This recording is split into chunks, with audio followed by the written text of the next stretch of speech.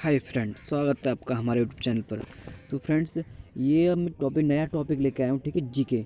जितने भी जीके के मतलब तकरीबन 75,000 प्लस क्वेश्चन कराने वाला हूँ प्रत्येक एग्जाम के मोस्ट इम्पोर्टेंट क्वेश्चन। ठीक है, प्रत्येक एग्जाम से मोस्ट इम्पोर्टेंट क्वेश्चन कराने वाला हूँ। ठीक है, प्रत्येक एग्जाम के लिए कोई भी एग्जाम ले लो, कोई भी एग्जाम उठा के देख लेना।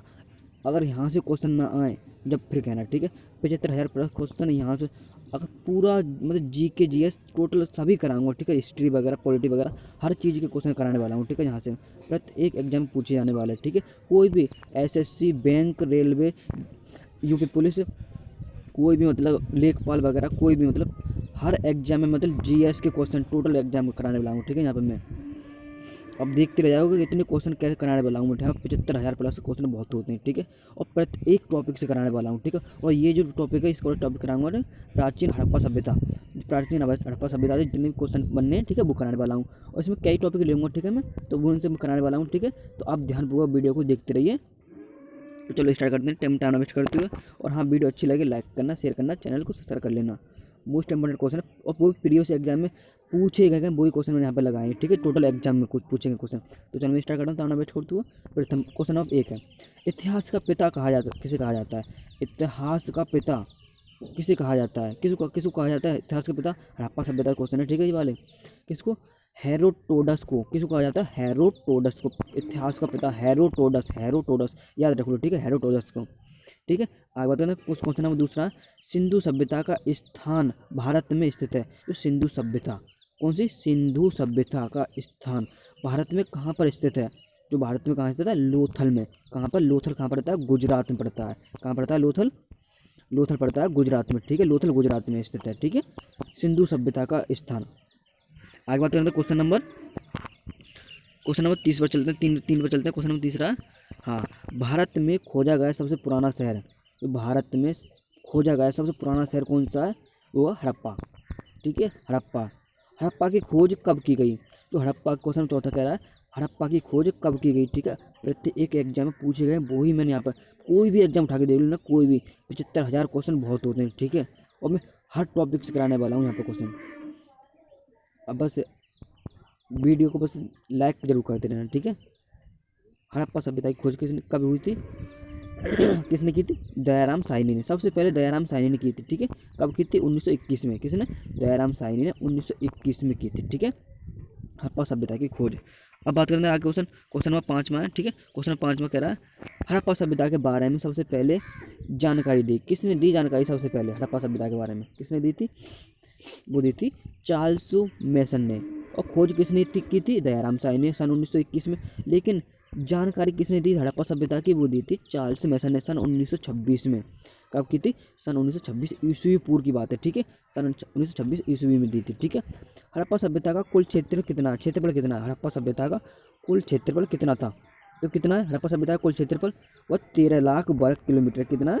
13 लाख वर्ग किलोमीटर में फैला हुआ हड़प्पा सभ्यता का कुल क्षेत्रफल। कितना? 13 लाख। ठीक है, वर्ग किलोमीटर क्षेत्रफल में फैला हुआ है हड़प्पा का कुल क्षेत्रफल। ठीक है, आगे बात करते हैं क्वेश्चन नंबर 7 पर। प्रत्येक एग्जाम पूछे गए क्वेश्चन वही मैंने लगाए यहाँ पर। ठीक है, हड़प्पा सभ्यता में मिट्टी के बर्तनों में उपयोग हुआ था। हड़प्पा सभ्यता के मिट्टी के बर्तनों में उपयोग हुआ था लाल रंग का। इसका जो हड़प्पा सभ्यता में मिट्टी के जो बर्तन बनाए थे उसमें किस रंग का उपयोग हुआ था? उसमें हुआ था रेड कलर का। ठीक है, लाल रंग का उपयोग हुआ था। ठीक है, मोहनजोदड़ो की खोज की थी। मोहनजोदड़ो की खोज कब की थी? किसने की थी? राखालदास बनर्जी ने। किसने की थी? मोहनजोदड़ो की खोज हुई थी राखालदास बनर्जी ने सन 1922 में। कब की थी? सन 1922 में की थी राखालदास बनर्जी ने मोहनजोदड़ो की खोज। ठीक है, आगे बात करते हैं क्वेश्चन नंबर 9 पर। क्वेश्चन नंबर 9 है, सिंधु वासियों की मुख्य फसल। जो सिंधु वासियों की जो मुख्य फसल थी वो क्या थी? सिंधु वासियों की मुख्य फसल क्या थी? वो जौ और गेहूँ। जो सिंधु सभ्यता के जो लोग थे उनकी जो मुख्य फसल क्या थी? जौ और गेहूँ। बस आप पढ़ते रहिए। ठीक है, एक ही क्वेश्चन नहीं बचेगा। सिंधु सभ्यता के लोग देवता को किसको देवता मानते थे? जो सिंधु घाटी की सभ्यता के जो लोग थे वो किसको देवता मानते थे? किसको मानते थे? भगवान शिव को। किसको मानते थे? भगवान शिव को मानते। ठीक है, आगे बात करते हैं क्वेश्चन नंबर 10वां। क्वेश्चन नंबर आगे बात करते हैं। ठीक है, हाँ, क्वेश्चन नंबर 11वां। क्वेश्चन नंबर 11वां है, सिंधु घाटी के लोग धातु के बारे में नहीं जानते थे। सिंधु घाटी के लोग थे वो किस धातु के बारे में नहीं जानते थे, किस धातु के बारे में नहीं जानते, वो लोहे के बारे में नहीं जानते थे सिंधु घाटी सभ्यता के जो लोग थे। सिंधु घाटी में राजधानियाँ थीं, जो सिंधु घाटी में राजधानियाँ कौन सी थी, दो थीं। कौन कौन सी, एक तो हड़प्पा और एक मोहनजोदड़ो। जो सिंधु घाटी में जो राजधानियाँ बनाई थी, दो बनाई थी, एक हड़प्पा को बनाया था और एक मोहनजोदड़ो को बनाया था। ठीक है, आगे बात करते हैं। क्वेश्चन नंबर 13 पे चलते हैं। क्वेश्चन नंबर 13 में सिंधु घाटी के लोगों का मुख्य व्यवसाय क्या था।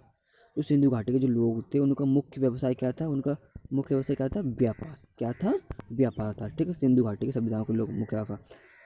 स्वास्तिक चिन्ह देन है, स्वास्तिक चिन्ह किनका देना है, स्वास्तिक चिन्ह जो स्वास्थ्य का चिन्ह जो मिला है हमें किसका देना, सिंधु घाटी की सभ्यता के लोगों का, सिंधु घाटी की सभ्यता का। ठीक है, आगे बढ़ते हैं क्वेश्चन नंबर 15 पर।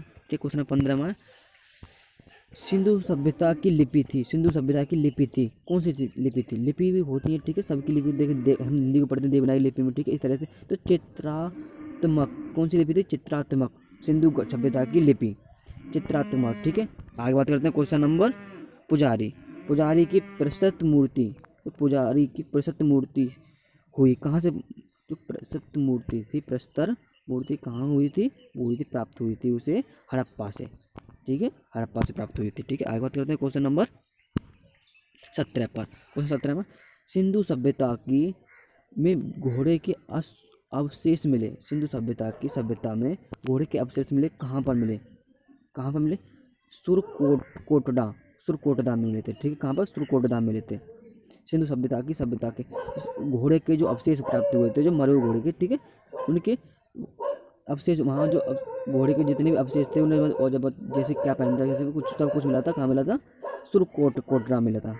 सिंधु सभ्यता घाटी स्थल, सिंधु घाटी का जो स्थल है, जो कालीबंगन है, वो कहाँ स्थित है, जो कालीबंगन कहाँ स्थित है, राजस्थान में स्थित है कालीबंगन। ठीक है, आगे बात करते हैं क्वेश्चन नंबर 19 पर। क्वेश्चन नंबर 19 में देखते हैं हड़प्पा सभ्यता को और किस नाम से जाना जाता है, हड़प्पा सभ्यता का कांस्ययुगीन सभ्यता, किसको सभ्यता नाम से जाना जाता है, कांस्ययुगीन सभ्यता या सिंधु घाटी सभ्यता। ठीक, कई नामों से जाना जाता है। ठीक है, इसको 20वां आग का आविष्कार किया था, जो आग का आविष्कार हुआ था, कब हुआ था, पुरापाषाण काल में। ठीक, कब हुआ था, पुरापाषाण काल में हुआ था आग का आविष्कार। ठीक है, हड़प्पा सभ्यता का क्वेश्चन रख ली मैंने। ठीक है, ये क्वेश्चन नंबर 20 तक।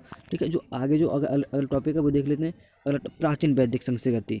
हाँ, प्राचीन वैदिक संस्कृति की स्थिति कैसे थी, जो प्राचीन वैदिक संस्कृति थी,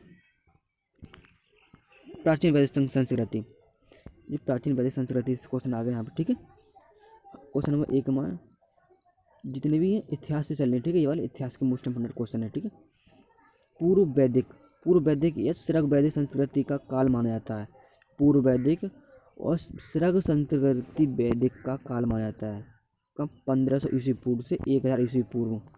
श्रग वैदिक काल और पूर्व वैदिक काल को माना गया है। ठीक है, 1500 से 1000 ईस्वी पूर्व माना गया है। ठीक है, दूसरा है उत्तर वैदिक संस्कृति का काल माना गया है। जो उत्तर वैदिक संस्कृति है इसका काल कब माना गया है, 1000 से 600 ईस्वी पूर्व को माना गया है। कब, 1000 से 600 ईस्वी पूर्व को माना गया। और पूर्व वैदिक काल और श्रग वैदिक काल को कब माना गया, संस्कृति वैदिक काल को 1500 से 1000 ईस्वी पूर्व। ठीक है, और उत्तर वैदिक संस्कृति काल को माना गया 1000 से 600 ईस्वी पूर्व को। ठीक है, आगे बात करते हैं क्वेश्चन नंबर 3। प्राचीन में वैदिक युग की संस्कृति के बारे में सूचना दी गई। प्राचीन वैदिक युग है संस्कृति, इसके बारे में सूचना किस वैदिक में दी गई थी, किस वेद में दी गई थी, श्रग वेद में। किस में दी गई थी, श्रग वेद में। वेदों की संख्या कितनी है, वेदों की संख्या 4 है। कौन कौन सी, श्रग वेद और कहते हैं यजुर्वेद, और कहते हैं वो देखो 4 वेद होते हैं। ठीक है, एक श्रग वेद हो गया, ठीक है, एक यजुर्वेद हो गया, और एक सामवेद हो गया। ठीक है, और एक वेद और है, एक ध्यान में नहीं आ रहा कौन सा वेद है। ठीक है, 4 होती है संख्या। ठीक है, आगे बढ़ते हैं क्वेश्चन नंबर 5 पर। श्रग वैदिक आर्यों का मुख्य व्यवसाय क्या था। श्रग वैदिक जो आर्य लोग थे उनका मुख्य व्यवसाय क्या था, पशुपालन। क्या था, पशुपालन था उनका। ठीक है, आगे बात करते हैं क्वेश्चन नंबर 6 पर। भारतीय संस्कृति का आदि ग्रंथ कहा जाता है, भारतीय संस्कृति का जो आदि ग्रंथ है वो कहा जाता है सामवेद को। ठीक है, सामवेद को कहा जाता है भारतीय संस्कृति का आदि ग्रंथ, सामवेद को बोला जाता है। ठीक है, आगे बात करते हैं क्वेश्चन नंबर 7 पर। प्रथम विधि निर्माता, जो प्रथम विधि में निर्माता है वो किन को माना गया है? वो माना गया है मनु को, ठीक है, मनु को, मनु महाराज को माना गया है, ठीक है, प्रथम विधि निर्माता। 8वां, कृष्ण भक्ति का प्रथम और प्रधान ग्रंथ, जो कृष्ण भक्ति का प्रथम और प्रधान ग्रंथ कौन सा है? वो कौन सा है? श्रीमद् भागवत गीता। कौन सी है? श्रीमद् भागवत गीता कृष्ण भक्ति का प्रथम और प्रधान ग्रंथ, ठीक है। आगे बात करते हैं क्वेश्चन नंबर। ऋग्वेद में संपत्ति का प्रमुख रूप, ऋग्वेद में संपत्ति का प्रमुख रूप कौन सा है? गोधन। कौन सा? गोधन है, ठीक है। पुराणों की संख्या कितनी? 18। पुराण तो 18 होते हैं, ठीक है, ये तो सबको पता होगा, ठीक है। आगे बात करते हैं क्वेश्चन नंबर। देखो प्रीवियस एग्जाम पूछे गए वही क्वेश्चन है यहाँ पर, ठीक है। ये टॉपिक 18 क्वेश्चन, यहाँ 10 क्वेश्चन हो गए यहाँ से, ठीक है। आगे हाँ, प्राचीन महाजनपद, जो प्राचीन महाजनपद थे उनके क्वेश्चन देखो, हर टॉपिक से मैंने क्वेश्चन अलग अलग लिए हैं, ठीक है। देखो हड़प्पा सभ्यता से ले लिए, ठीक है, और जो प्राचीन जो जनपद वो थे, ठीक है, मुझे महान जनपद, ठीक है, और जो आर्य समाज के लोग थे, ठीक, उनसे संबंधित क्वेश्चन ले लिए, ठीक है, जितने भी थे। यहाँ महाजनपद काल, महाजनपद काल बात करते हैं। क्वेश्चन नंबर 1 में, आर्य वंश के शासक को कुरन कहा जाता है। आर्य वंश के शासक को कुरन कहा जाता है, क्यों, कैसे कहा जाता है? कुरन, कुड़िक बोलते हैं, कुड़िक। अजातशत्रु को, जो हर्यक वंश के शासक जो थे अजातशत्रु, इनको कुणक कहा जाता है, ठीक है, कुणक बोला जाता है।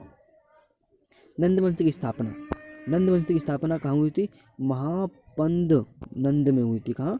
महापद नंद में हुई थी। कहाँ पर? महापद नंद में हुई थी। नंद वंश का संस्थापक, हाँ सॉरी मैंने गलत बोल दिया, नंद वंश का संस्थापक, नंद वंश संस्थापक महापद नंद को बोला जाता है। किसको? महापद नंद को बोला जाता है, ठीक है, नंद वंश का संस्थापक। आगे बात करते हैं क्वेश्चन नंबर 3 पर। उज्जैन का प्राचीन नाम, जो उज्जैन का प्राचीन नाम क्या है? अवंतिका। उज्जैन का प्राचीन नाम क्या है? अवंतिका है, ठीक है। प्राचीन भारत में दूसरे विदेशी आक्रमण एवं पहले यूरोपीय आक्रमण किया गया। ये प्राचीन भारत में दूसरे विदेशी आक्रमण और पहला यूरोपीय आक्रमण किया था किसके द्वारा? किनको द्वारा किया गया था? वो किया गया था यूनानियों, जो यूनानियन लोग थे वो आए थे, उनके द्वारा किया जाता है, ठीक है, आक्रमण पहला और दूसरा, ठीक है। आगे बताते हैं क्वेश्चन नंबर 5 पर। क्वेश्चन 5 में, सिकंदर ने प्रथम भारत आक्रमण किया था। सिकंदर ने भारत पर आक्रमण कब किया था? सबसे पहले 326 ईस्वी पूर्व। कब किया था? 326 ईस्वी पूर्व किया था सिकंदर ने भारत पर आक्रमण। मगध की प्रथम राजधानी, जो मगध की प्रथम राजधानी है वो कौन सी थी? वो कौन सी थी मगध की प्रथम राजधानी? वो गिरिब्रज और राजगिरा। किसको माना गया? गिरिब्रज को ही राजगिरा नाम दे दिया गया, ठीक, गिरिब्रज राजगिरा, ठीक है। आगे बात करते हैं क्वेश्चन नंबर 7 पर। क्वेश्चन 7 में 16 महाजनपदों की सूची उपलब्ध है। 16 महाजनपद हैं, इनकी सूची कहाँ पर स्थित है? अंगुत्तर निकाय में। कहाँ पर स्थित है? अंगुत्तर निकाय में, ठीक है। पहला ईरानी शासक जिसने भारत के कुछ भागों को अपनी अधीन किया था, ये पहला जो ईरानी शासक था जिसने भारत के कुछ भागों को अपने अधीन कर लिया, वो कौन सा था? डेरियस। किसने कर लिया था? डेरियस ने कर लिया था, ठीक है। आगे बात करते हैं क्वेश्चन नंबर 9 पर। नंद वंश का अंतिम सम्राट, जो नंद वंश के अंतिम सम्राट थे वो कौन से? घनानंद। कौन से? ठीक है, घनानंद बोलते हैं, ठीक है, नंद वंश के अंतिम सम्राट। 10वां, भारत में सिक्कों मुद्रा प्रचलन हुआ। भारत में सिक्कों मुद्रा प्रचलन हुआ कितने? 600 ईस्वी पूर्व में। सिक्कों मुद्रा प्रचलन कब हुआ था? 600 ईस्वी पूर्व में, ठीक है।